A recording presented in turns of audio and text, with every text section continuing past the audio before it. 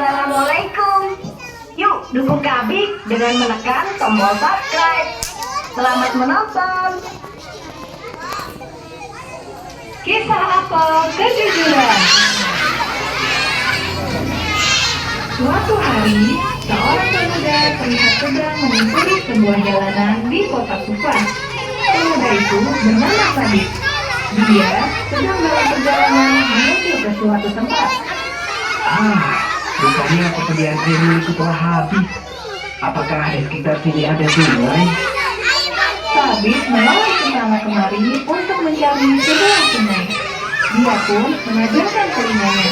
Siapa tahu dia bisa mendengar suara arus sungai. Sepertinya di sekitar sini tidak ada sungai. Aku akan mencoba berjalan lebih jauh lagi. Dia pun meneruskan perjalanannya. Semakin lama, tenggorokannya semakin kering. Langkah kaki Sabit terasa semakin lemah. Sudah beberapa hari ini, dia kehabisan makanan. Dan sekarang persediaan airnya pun habis. Ya Allah, aku mohon berikanlah aku petunjuk. Beberapa saat kemudian, Sabit melihat sebutir apel tergeletak di bawah semak-semak. Allah menjawab doaku. Dia pun mengambil apel tersebut dan menggigitnya. Apel itu terasa begitu manis dan segar. Tenggorokannya yang kering langsung terasa sejuk. Alhamdulillah. Astagfirullah, apa yang telah kulakukan? Buah apel tidak mungkin tergeletak begitu saja di sini. Pasti ada seseorang yang kehilangan ataupun menaruhnya. Sabit lantas menyimpan apel tersebut. Dia tidak mau makan sesuatu yang belum jelas asal-usulnya. Jika apel itu milik seseorang, dia harus meminta izin terlebih dahulu. Haram hukumnya mengambil benda tanpa seizin pemiliknya. Aku harus mencari tahu siapa pemilik apel ini. Sabit mengedarkan pandangannya. Dia berusaha menebak dari mana asal apel tersebut. Saat itulah, dia melihat sebuah sungai kecil yang tersembunyi di balik semak-semak. Mungkin saja apel ini hanyut di sungai itu. Jika aku menelusurinya, mungkin aku akan bertemu dengan pemiliknya. Sungai itu ternyata sangat panjang dan berkelok. Kadang airnya deras, kadang pula airnya tenang. Sabit bahkan harus mendaki bukit yang terjal. Kemudian, mata Sabit terbelalak dan berbinar-binar. Dia menemukan perkebunan apel. Assalamualaikum. Waalaikumsalam. Ada apa anak muda? Apakah apel ini sejenis dengan apel yang ada di kebun ini? Lelaki itu merasa heran. Dia menerima apel yang disodorkan oleh Sabit dan mengamatinya dengan seksama. Benar anak muda. Ini jenis apel yang sama dengan yang ada di kebun ini. Begini Tuan, saya menemukannya tergeletak di tepi jalan. Karena lapar, saya pun langsung memakannya begitu saja. Apakah Tuan mau memaafkan saya dan mengikhlaskan apel ini? Sabit berharap lelaki itu mau bermurah hati untuk memaafkannya. Karena jika tidak, dosa yang telah dia lakukan karena makan makanan haram akan terus mengikutinya hingga akhirat kelak. Aku bukan pemilik apel ini. Aku juga bukan pemilik kebun apel ini. Jadi, aku tidak berhak untuk memaafkanmu. Kalau begitu, apakah Tuan bersedia membantu saya bertemu dengan pemilik kebun ini? Sayang sekali, beliau tidak tinggal di sekitar sini. Rumahnya sangat jauh. Setelah mendapatkan alamat yang pasti, Sabit pun pamit untuk kembali melanjutkan perjalanannya. Dia harus berjalan sangat jauh untuk bisa menemukan rumah pemilik kebun apel itu. Assalamualaikum. Apakah saya bisa bertemu dengan Tuan pemilik rumah ini?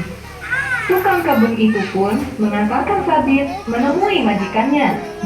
Sesaat kemudian, Sabit bertemu dengan seorang lelaki parubaya yang terlihat ramah.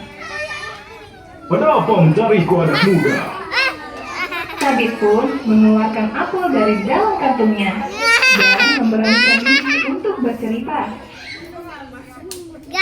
Apakah Tuan bersedia memaafkan saya?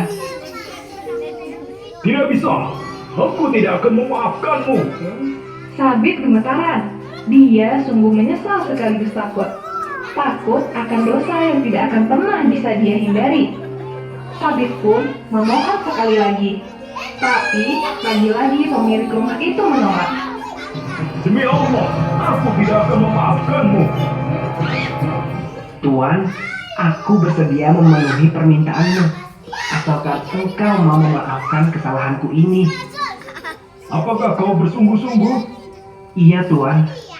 Baiklah, kalau begitu aku akan memaafkanmu jika engkau bersedia menikah dengan putriku. Tuan, bagaimana mungkin saya menikahi putri Anda? Itu bukan penembusan, melainkan berkat buat saya. Tapi putriku ini cacat. Apakah kamu tetap bersedia? Asalkan Anda bersedia memberi maaf, saya pun bersedia menikah meskipun putri Tuan ternyata cacat. Pemilik rumah itu tersenyum dengan licik. Sesaat kemudian, dia kembali berkata, Asal engkau tahu, anakku ini cacat terlalu banyak. Dia bisu, buta, tuli, dan lumpuh. Astagfirullah, cobaan apa lagi yang Allah berikan kepadaku? Bagaimana anak muda? Apakah engkau mau mengingkari janjimu sendiri? Tidak, Tuan.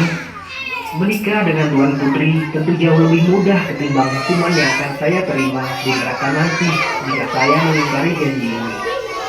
Sabit tetap memegang teguh imannya. Dia tidak ingin mengingkari ajaran yang telah dibawa oleh nabinya.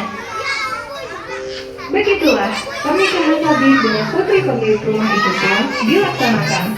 Selama acara berlangsung, Sabit tidak diizinkan bertemu sama sekali dengan calon istrinya. Barulah ketika malam tiba dan mereka berdua telah sah menjadi suami istri, Sabit diberikan izin untuk menemui istrinya.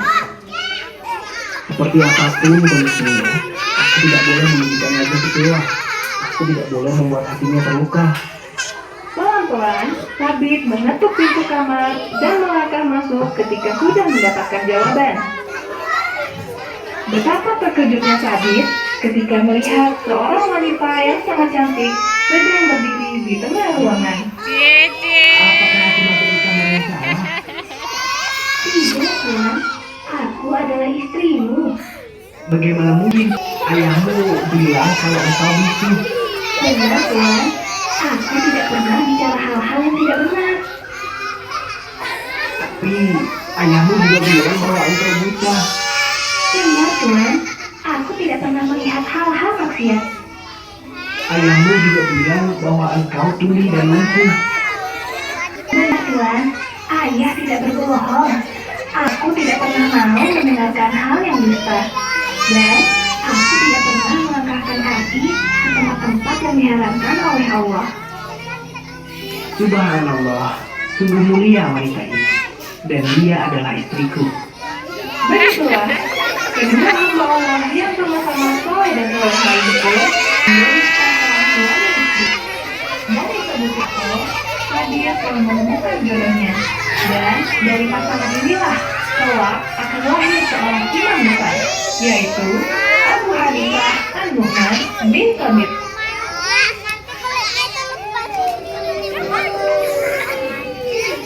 Kami akan membawamu melihat banyak sekali kisah interaktif